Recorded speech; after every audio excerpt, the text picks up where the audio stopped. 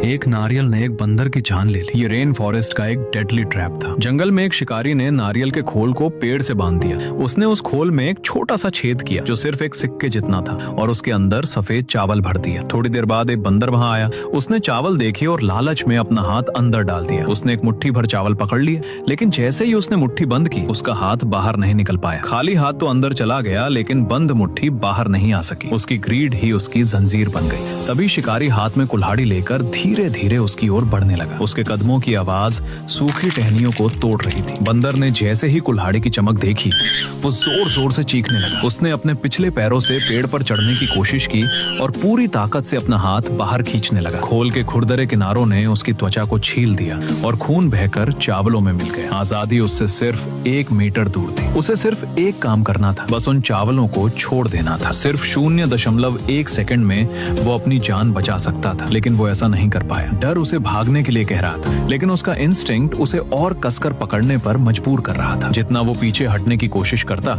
उतनी ही उसकी मुट्ठी उस छेद में और ज्यादा फंस जाती। आखिरकार शिकारी ने उस पर वार किया और उसकी जान चली गई। हैरानी की बात यह थी कि मौत के बाद भी उसका हाथ उन चावलों को उसी तरह कसकर पकड़े रहा जैसे लोहे की तरह सख्त हो। एक भी दाना कम नहीं हुआ था। साइकोलॉजी में इसे संक कॉस्ट फैलेसी यानी डूबती लागत का भ्रम कहा जाता है। जब हम किसी चीज में अपना समय, पैसा या भावनाएं इन्वेस्ट कर देते हैं तो उसे छोड़ना हमें लॉस जैसा लगता है, चाहे वो हमें बर्बाद ही क्यों न कर रही हो। जिंदगी और मौत के उस पल में बंदर का दिमाग उसे धोखा दे रहा था। उसे लग रहा था कि छोड़ देना नुकसान है और पकड़े रहना ही रिकवरी का तरीका है, और यही सोच उसकी मौत का कारण बन गई। अब बंदर पर मत हंसो, जरा खुद को देखो। वो स्टॉक जो लगातार गिरता गया, 50% लॉस पर भी तुमने नहीं बेचा, 90% गिरने के बाद भी तुम उसे पकड़े रहे, और आखिर में वो सिर्फ एक बेकार कागज बनकर रह गया। तुम्हें लगा ये वैल्यू इन्वेस्टमेंट है, लेकिन असल में तुम सिर्फ अपना नुकसान स्वीकार करने से डर रहे थे। या फिर वो दिन याद करो जब सड़क पर किसी ने तुम्हें ओवरटेक किया